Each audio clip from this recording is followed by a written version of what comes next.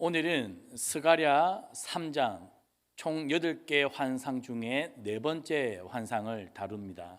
이 네 번째 환상은 순서상으로도 가장 정중앙에 있습니다. 즉 8개 환상 중에서 가장 중요한 환상 중에 하나라고 볼 수 있습니다. 오늘 환상을 어떤 이미지를 그리면 더욱 머릿속에 와닿냐면요, 하늘에서 작은 법정이 열렸다고 생각하시면 됩니다. 하나님께서 계시고 하나님의 말씀을 대언하는 천사가 하나님 앞에 서 있습니다. 그리고 그 천사 앞에 더러운 옷을 입고 있는 대제사장 여호수아가 서 있습니다. 그리고 더러운 옷을 입고 있는 대제사장 여호수아 오른편에 누가 서 있다고 되어 있습니까? 사탄이 지금 서 있습니다. 오늘 이 법정에서 하나님 앞에 문제제기, 즉 원고라고도 할 수 있고, 더러운 옷을 입고 있는 이 대제사장 여호수아는 이스라엘 전체 백성을 대표하고 있는 피고인으로 오늘 법정에 서 있습니다. 이 사탄은 하나님 앞에서 하나님 보십시오, 대제사장 여호수아가 입고 있는 이 옷을 한번 보십시오, 더러운 옷입니다. 그렇게 하나님 앞에 그를 대적하여 하나님께 하나님의 백성들의 죄를 고발하고 있습니다. 그런 가운데 하나님께서 말씀하시는 것은 무엇입니까? 반복해서 내가 너를 책망하노라. 오늘 본문에 두 번 반복됩니다. 누구를 책망하고 있을까요? 하나님의 백성을 대적하여 하나님의 백성을 고소하고 있는 사탄아, 내가 너를 책망한다. 오늘 그 법정의 그림을 머릿속에 넣으시면 되겠습니다. 오늘 이 첫 번째 환상에서 우리가 주목해 볼 것은 대제사장 여호수아입니다. 오늘 대제사장 여호수아가 어떤 옷을 입고 있다고 오늘 본문에 두 번 반복하고 있습니까? 더러운 옷을 입고 하나님 앞에 서 있다라는 겁니다.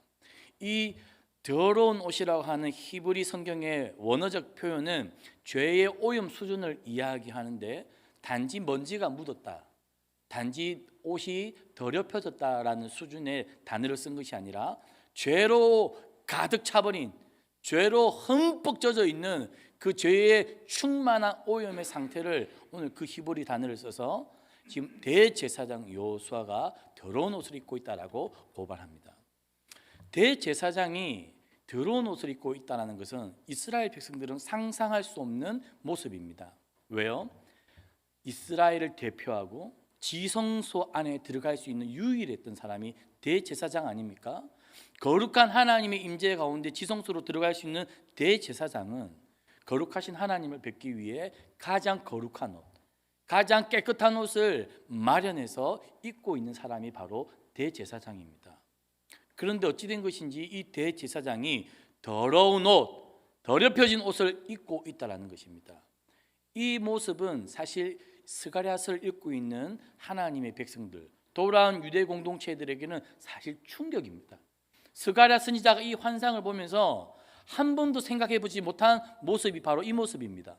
대제사장이 더럽혀진, 그것도 너무나 더러워진 옷을 입고 있는 모습은 한 번도 유대인들이 생각해 보지 못했던 모습인 것이죠. 하나님께서 왜 네 번째 환상에 대제사장 여호수아가 이 더럽혀진 옷을 입고 있는 모습을 보여주실까요? 그것이 첫 번째 질문입니다. 대제사장 여호수아는 이스라엘 전체를 대표하고 있습니다. 그렇다면 대제사장 여호수아가 입고 있는 이 더럽혀진 옷은 이스라엘 전체, 하나님의 백성들 전체가 무엇으로 뒤덮여 있다는 것입니까? 죄로 뒤덮여 있다는 것입니다. 바벨론 포로에서 돌아왔습니다. 지금 이스라엘 백성들, 포로기에서 돌아온 이스라엘 백성들의 머릿속에 가득 차 있는 것은 어떻게 하면 성전을 재건하고 하루빨리 성벽을 재건하는가, 성전과 성벽을 재건하는 것에 그들의 온 생각, 그래서 그들의 도시와 그들의 시스템을 다시 회복해서 그들의 일상적인 삶을 회복하는 거기에 골몰해 있습니다.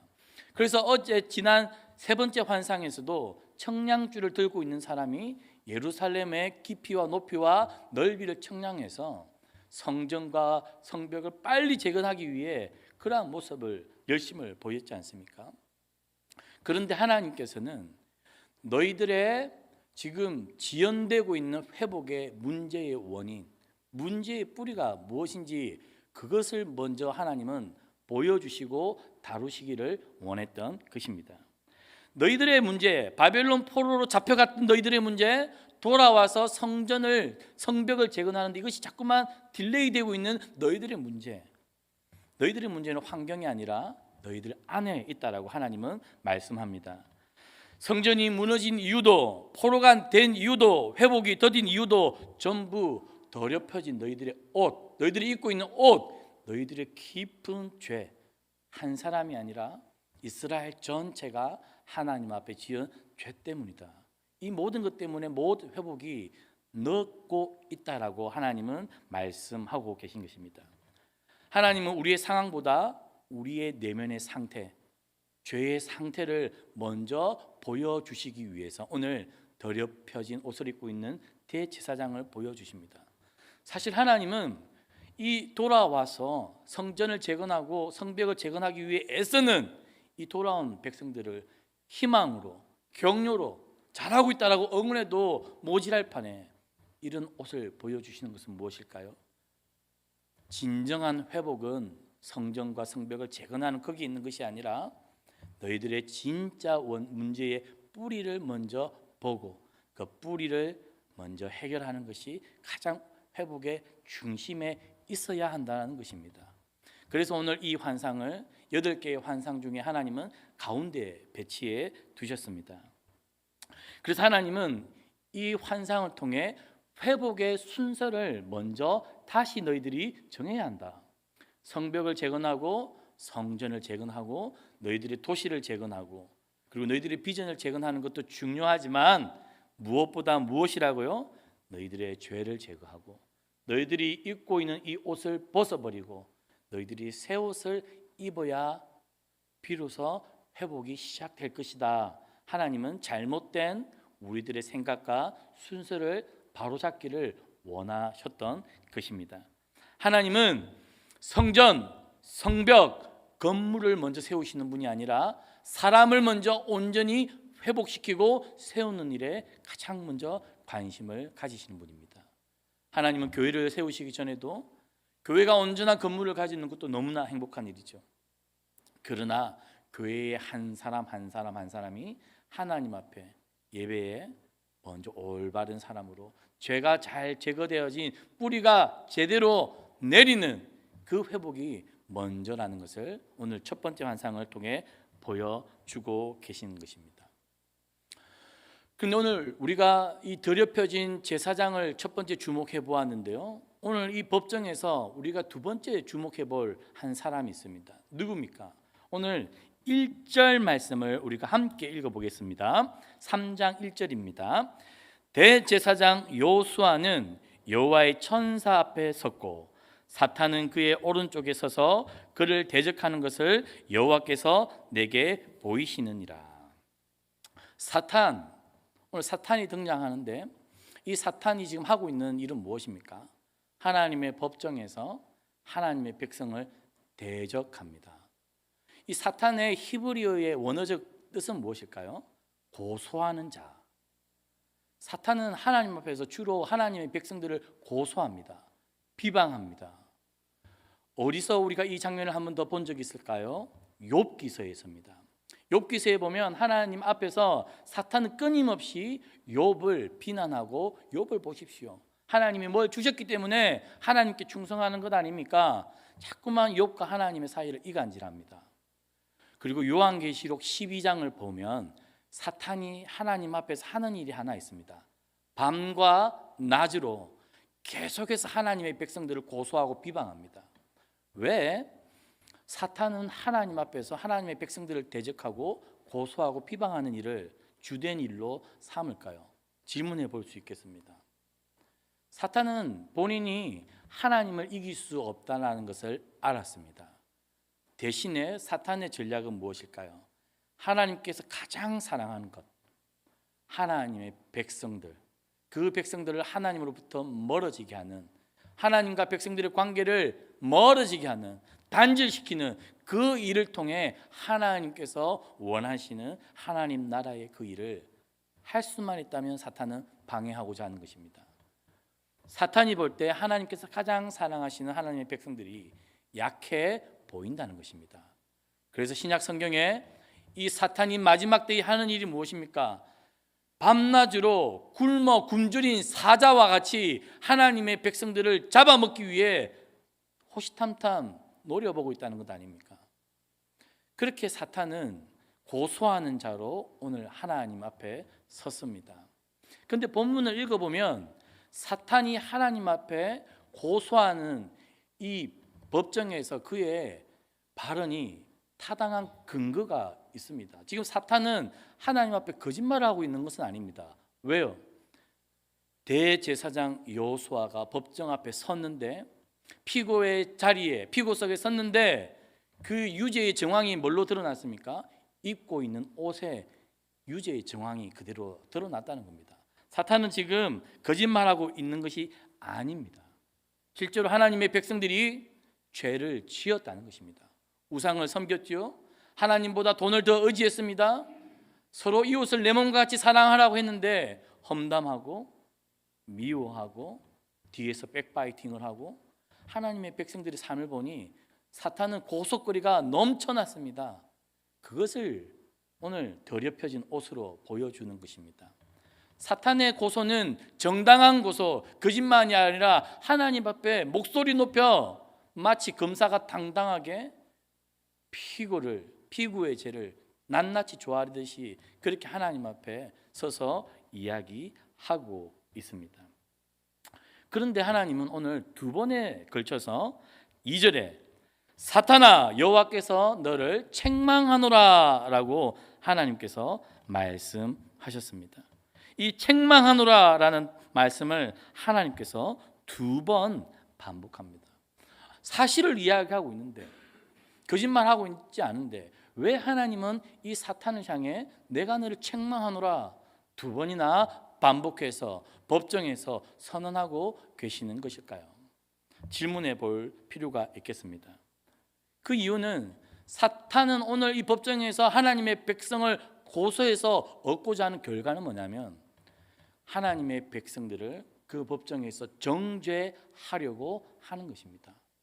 유죄 판결을 받아서 하나님 보십시오. 하나님의 백성들은 죄인들입니다. 그러면 하나님의 백성들이 죄인이라는 이 결과를 통해 사탄은 이들을 창조하시고 사랑하시는 하나님, 당신도 잘못이 있는 것 아닙니까? 그 죄를 하나님께 전가할 수 있는 빌미를 잡을 수 있는 기회라는 것입니다. 그러나 사탄은 계속해서 하나님의 백성들을 고소하고 비방하는 가운데 정죄할 목적으로 법정에 섰지만 하나님은 사실 이 법정을 통해 무슨 일을 하시기를 원하시는 것일까요? 하나님의 백성들의 죄를 드러내어서 마치 의사가 환자의 그 숨어있는 환자의 깊은 곳에 몸속에 숨어있는 바이러스를 잡아서 진단하고 수술하기 위해 마치 하나님은 이 법정을 통해 정죄가 아니라 하나님의 백성을 구원하기 위해 하나님은 법정에 섰다는 것입니다. 목적이 너무나 다르죠. 사탄은 정죄해서 하나님과 백성의 그 관계를 끝내버리기 위해서 심판대에 법정에 섰다면 하나님은 우리의 죄를 드러내어서 그 죄를 사하시고 멸하시고 우리를 구원하시기 위해 우리를 법정에 세웠다는 것입니다. 같은 죄를 보아도 사탄은 정죄합니다. 하지만 하나님은 그 죄를 보고 우리를 정죄하는 것이 아니라 우리를 구원하시는 하나님입니다. 할렐루야. 그래서 하나님은 죄를 보는 잘못된 시각을 가지고 있는 이 사탄을 향해 책망한다라고 되어 있습니다. 이 장면에서 우리를 한번 돌이켜 보아야 할 것입니다. 우리가 인간관계를 하고 일상에서 사회생활을 하다 보면 우리도 우리의 시각에 의해 내 가치관과 경험과 판단에 의해 누군가를 정죄할 때가 참으로 많습니다. 그 정죄를 말로 표현할 때도 있고 마음속에 담아두고 눈빛과 표정으로만 대할 때도 있습니다. 우리는 사탄처럼 정죄하고 있습니까? 아니면 누군가 연약함과 잘못을 볼 때 하나님의 눈으로 사랑과 은혜와 구원의 눈으로 누군가를 대하고 있습니까? 우리는 이러한 순간에 우리가 하나님 앞에 사실 더럽혀진 옷으로 법정에 섰을 때 하나님은 단 한 번도 우리를 사탄의 눈으로, 우리를 정죄의 시각으로 본 적이 없다는 것을 기억하시기를 바랍니다.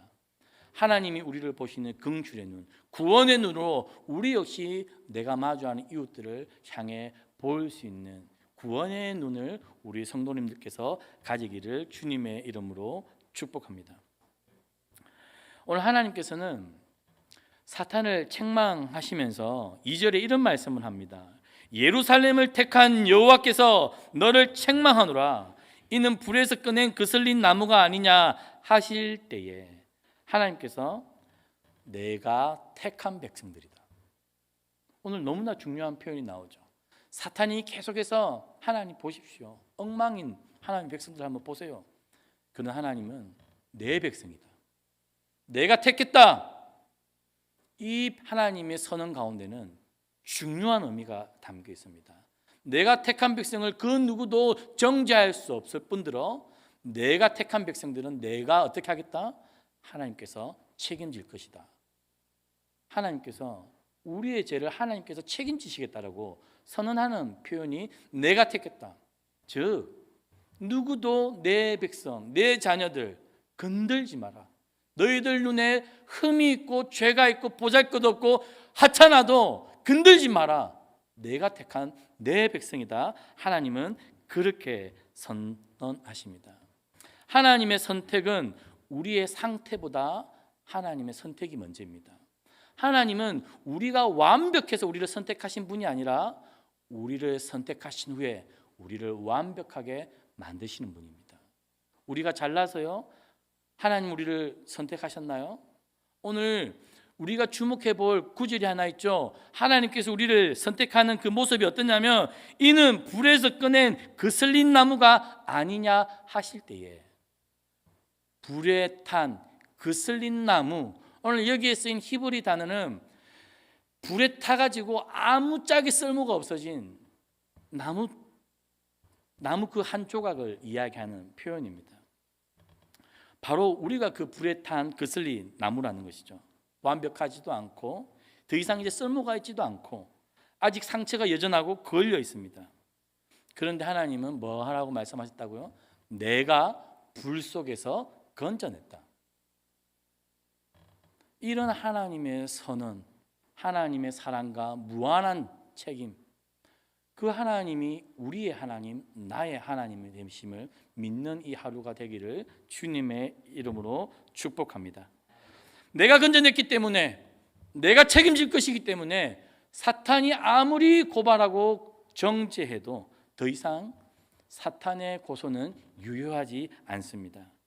하나님이 건져낸 사람은 사탄이 다시 끌어내릴 수 없습니다. 같은 죄를 보아도 사탄은 끝내려 하지만 하나님은 다시 시작하십니다. 우리가 일상생활을 하다 보면 작은 죄 또 실수를 저지를 때가 많습니다. 그때마다 사탄은 우리 마음속에서 자꾸만 우리에게 이런 이야기를 합니다. 네가 그런 죄를 짓는데 어떻게 하나님 앞에 기도하고 예배하러 가느냐. 네가 그러고도 권사를 할 수 있고 장로를 할 수 있고 모태신앙이라 할 수 있고 그리스도인이라 할 수 있느냐. 자꾸만 우리 속에서 우리에게 영적으로 우리를 자신감을 낮추게 합니다. 그러한 사탄 때문에 우리는 자꾸만 하나님 앞에 더 가까이 가고 싶지만 나의 꼬라지, 나의 연약함, 나의 죄 때문에 하나님 앞에 나아가는 게 너무나 부끄럽고 내 양심 때문에 하나님께 고개를 들 수가 없습니다. 그것이 사탄이 하는 일입니다. 그러나 그 순간 그 순간마다 우리가 기억할 것은 하나님은 단 한 번도 우리를 그렇게 보지 않으셨다는 것이죠. 이미 하나님은 우리의 상황을 너무나 잘 알고 계십니다. 불탄, 걸린, 그슬린 나무가 아니냐. 우리 인생이 바로 그런 인생입니다. 우리의 연약함 때문에, 믿음이 얕은 이유 때문에 그 불 가운데서 활활 타버리고 있는 그러한 인생이지만 하나님은 우리를 정죄하지 않고 그 속에서 장작을 꺼내셔 우리를 선택하셨습니다. 그래서 성령 하나님은 끊임없이 우리 안에서 말씀하십니다. 너희는 하나님의 자녀다. 너희는 내 자녀다. 너희들이 죄가 있지만 하나님이 그 죄를 이기셨다라는 겁니다. 오늘 하나님께서는 5절에 4절에 하나님의 새로운 일을 이 법정에서 시작하시기로 작정하셨습니다. 3절에 여호수아가 더러운 옷을 입고 천사 앞에 서 있는지라. 그런데 4절에 하나님께서 뭐라고 말합니까? 명령하사 그 더러운 옷을 벗기라 하시고 또 여호수아에게 이르시되 내가 내 죄악을 제거하여 버렸으니 내게 아름다운 옷을 입히리라 하시기로. 오늘 우리가 첫 번째 또 한번 이 구절에서 주목해 볼 것은 여호와께서 이르시되 내가 내 죄악을 제거하였다라고 하나님께서 선언하셨습니다. 이게 우리가 가끔 들었던 교리적 용어로는 칭의입니다. 하나님이 우리를 거룩하다, 의롭다 칭하셨다라는 칭의의 교리입니다. 우리가 변화해서 우리가 믿음이 더 좋아져서 우리가 죄를 덜 지어서 이제 죄를 안 지어서 하나님이 그래 내가 너를 일정 기간 동안 지켜보니까 예배도 잘 드리고 새벽 기도도 나오고 그리고 이웃들에게 선한 말을 하고 잘하더라 내가 너를 이제 어렵다라고 해줄게. 그렇게 해서 하나님께서는 칭의하신 게 아니라 하나님은 우리가 죄의 옷을 입고 있을 때에 우리가 너무나 더러워져 있을 그때에 뭐라고 하셨다고요? 너는 죄가 없다라고 무죄 선언하셨다는 것입니다. 믿으십니까? 우리는 그 하나님의 은혜를 오늘 이 본문에서 바라보는 것입니다. 하나님은 우리가 완벽해서 죄가 없어서 거룩해서 도덕적으로 수준이 높아서 윤리적으로 살았기 때문에 너를 거룩하다 말씀하신 것이 아니라 죄에 있는 상황에서 우리를 거룩하다 의롭다 하셨습니다. 그리고는 하나님께서 더러운 옷을 벗겨버리시죠. 그리고는 어떤 옷을 입혀주십니까? 오늘 본문에는 정확히 아름다운 옷을 입히리라 하시거늘. 하나님께서 우리에게 어떤 옷을 입히셨다고요? 아름다운 옷입니다. 그 옷은 예수 그리스도의 옷이죠. 왜요? 예수 그리스도가 십자가에서 우리의 죄를 대신 지셨고 우리의 옷을 십자가에서 벗기셨습니다. 그리고 예수 그리스도의 거룩한 옷을 그 아름다운 존귀와 영광의 옷을 우리가 뭐 했다고요? 입고 있다는 것입니다. 오늘 이 장면이 보여주는 것은 무엇일까요? 하나님께서 우리의 신분을 바꾸셨다는 것입니다. 유죄, 이 법정에서 유죄 판결을 받고 꽝꽝꽝 감옥살이를 하든지 그 죄에 대한 책임감을 가지고 그 죄책을 유배를 당하든지 하나님부터 멀어져 살아야 되는 그러한 우리의 신분을 바꾸셔서 하나님께서 우리를 회복시키셨다는 것입니다. 신분의 변화를 보여줍니다. 그리고 우리 정체성의 변화를 하나님은 보여줍니다. 대제사장은 백성을 대표한다라고 그랬죠. 하나님의 백성 전체가 아름다운 옷을 입었고 오늘 저와 우리 성도님들이 그 옷을 입고 있습니다. 왜 하나님은 이 그림을 보여주실까요? 너희들이 지금 성전을 회복하고 성벽을 재건하고 그렇게 회복하려고 하는 것 중요하지만 가장 하나님께서 신경 쓰고 있는 회복의 중심은 너희들의 신분의 변화, 너희들의 공동체가 아름다운 옷을 입는 이 변화, 이 회복이 제일 중요하다. 내가 이 회복을 위해 너희들을 바벨론에 보냈기도 했고 이 회복을 위해 바벨론에서 다시 불러냈다. 그리고 너희들은 이 아름다운 옷을 입고 하나님의 선하심을 선전하는 하나님의 백성 공동체가 되어 세상 가운데 빛과 소금으로 살아라. 하나님의 큰 회복의 그림을 보여주고 있는 오늘 환상입니다. 할렐루야. 우리의 더럽혀진 옷은 이미 벗겨졌고요. 내가 어떤 일상에서 실수와 작은 죄들이 있을지라도 하나님은 더 이상 우리의 죄를 무죄라고 선언하셨습니다. 그 기쁨과 그 감격이 본문을 묵상하는 가운데 우리 성도님들 마음에 깊이 번지기를 주님의 이름으로 축복합니다. 말씀을 맺겠습니다. 한번 생각해 보십시오. 불이 난 집을 한번 생각해 보십시오. 이미 불길이 번졌습니다. 연기가 가득하고 안에 있던 것들은 하나둘씩 다 타들어갑니다. 사람들은 이제 말합니다. 끝났다. 그런데 그때 누군가가 불 속으로 급히 뛰어 들어갑니다. 그리고 타들어가던 나무를 하나 급하게 끄집어냅니다. 그 나무는 이미 새 것도 아니고 깨끗하지도 않습니다. 걸려 있고 냄새나고 모양도 망가졌습니다. 그런데 그걸 들고 나오면서 말합니다. 이건 살려야 한다.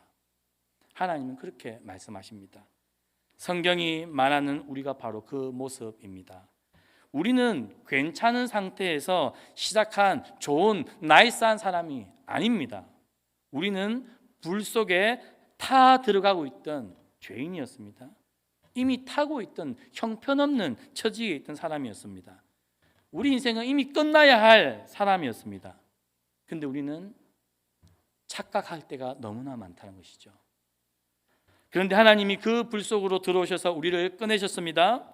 그리고 우리에게 새 옷을 입히시고 새로운 신분으로 새로운 나라로 우리를 부르시고 우리 인생을 새롭게 만드셨습니다. 잘나서 여기까지 온 인생이 아닙니다. 우리가 버텨서 살아남은 인생도 아니라는 것입니다. 우리는 하나님이 꺼내신 인생입니다.